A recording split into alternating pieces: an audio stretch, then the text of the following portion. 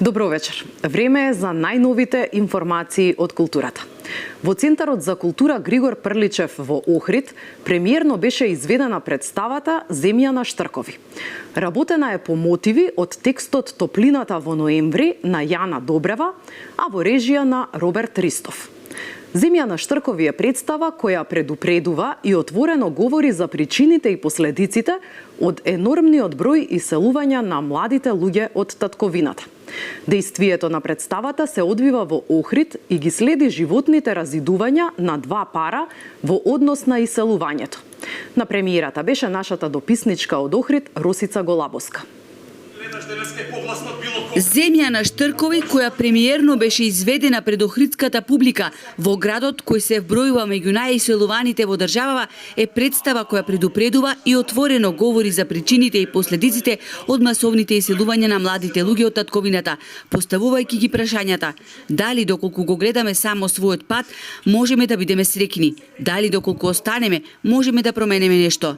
Дали најлесно и наједноставно решение е да се замине во тугина, барајќи подобро место за живење, или заменувањето е до животна болка и непополнета празнина која останува цел живот? Мислам дека за да се иселиш треба многу поголеми причини, не едноставно само финансиските причини. Луѓето во Македонија мислам дека во моментов не одат само од финансиски причини, одат ради системски решенија, одат заради некои неправди, судски или не знам како. Меѓутоа, најлесно е во момент да помислиш да ќе се спакувам и ќе заминам. Меѓутоа, тоа заминување после многу боли, мислам, празна ти е душата, го немаш ти празници со кои да славиш, го не ти се најблиските, тука семејството, кругот на пријатели е тешко. Режисерот на Земја на штркови, во кого 2 години траела идејата представата да го види светлото на денот, размислува дали овие крици од сцената се последните обиди да не разбудат и да не натерат да се преиспитаме самите себе, до кое дереče сме дојдени и дали е крајно време да се превземе одговорност за последицата наречена бела чума. Време е да се освестиме и како поединци и како држава, вели тој.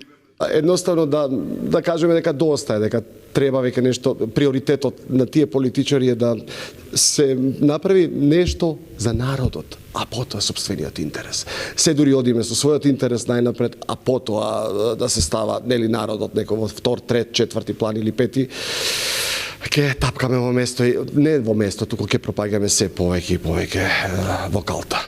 Дејствието на представата се одвива во Охрид и ги следи животните разидувања на два пара од Македонија. Едниот разделен пред 20 на години, а другиот го живее моментот на разидување. Од актерски аспект, сето тоа што го преживуваме на сцена, мене веќе ми беше гротото, чувства ми беа веќе преживеани и ми беа познати. И на крајот на денот се запрашав дали јас на 25 години треба веќе да ги имам сите тие чувства преживеано, но за жал ги имам. И повеќе беше одличен аспект, тешко отколку од актерски. Премиерата на представата, која во Охрид беше поздравена со силни овации, следно ќе се изведува во Свети Николе, Пробишти, Велес и Скопје. Инаку представата е работена по мотиви од текстот Топлината во ноември, чиј автор е Јана Добрева.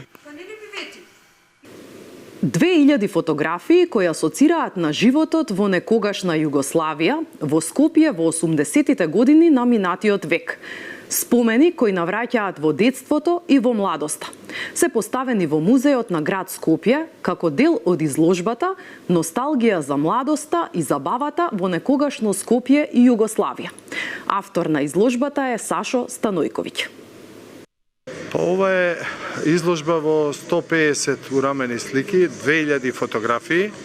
Првите 50 урамени слики се архитектурата на Скопје последните 100 години, а другите 100 слики се носталгија за детството и младоста во некогашна Југославија и некогашно Скопје. Значи кафаните, рестораните, кафичите, клубчињата што беа, дискотеките, буквално има све, романчињата што сме ги читале, чоколади, бомбони, мастики, цигари, све буквално има. Едноставно да побуди емоции кај сите оние луѓе кои што ќе видат и со музика и со слика, сакав едноставно да ги побудам еден вид времеплов за едно незаборавно време, за една незаборавна младост и детство. Тоа беше поентата. Преку 240 експонати како дел од историјата на легендарниот ансамбл Манифико, кој настапувал во 32 земји, беа изложени во фоајето на Македонската опера и балет. За Манифико беа изложени постери и сечоци од весници, слики, награди, плочи, касети и други спомени. Ансамблот Манифико беше формиран во август во 1959 година, а настапуваа се до 90-тите години на минатиот век. Ансамблот Манифико е формиран во август 1959 година, а својата кариера ја завршува на 22 јуни 1990 во време кога се распаѓа СФР Југославија.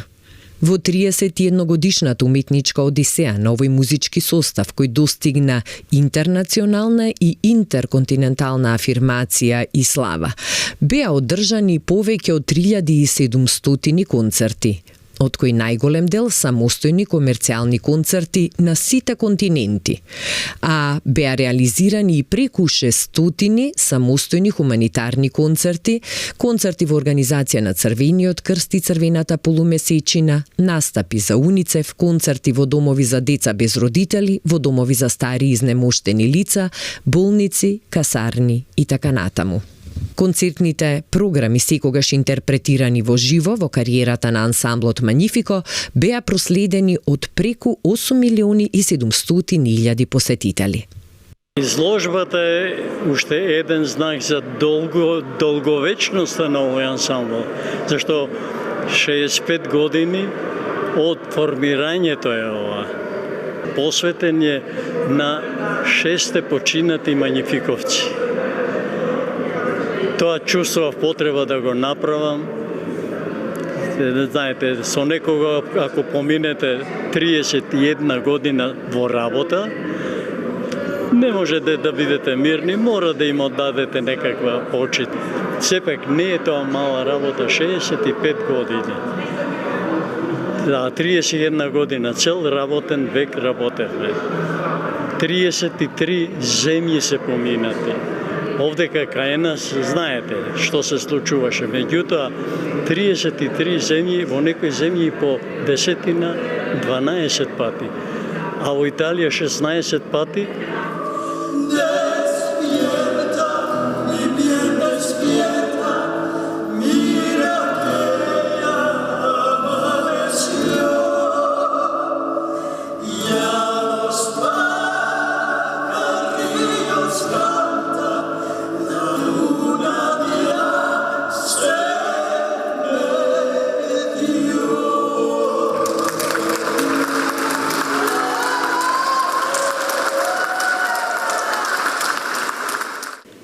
Амбасадата на Шпанија во Македонија организира литературен конкурс насловен "Раскажи ми приказна", посветен на неодамна починатата македонска писателка Оливера Николова.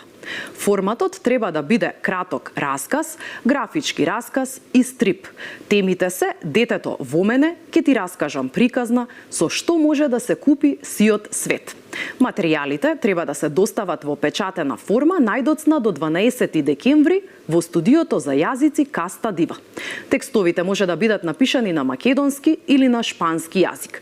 Предвидени се награди за најдобрите, а победниците ќе бидат прогласени на 22 декември. И со оваа информација ги завршуваме вестите од културата. Ви благодарам на вниманието.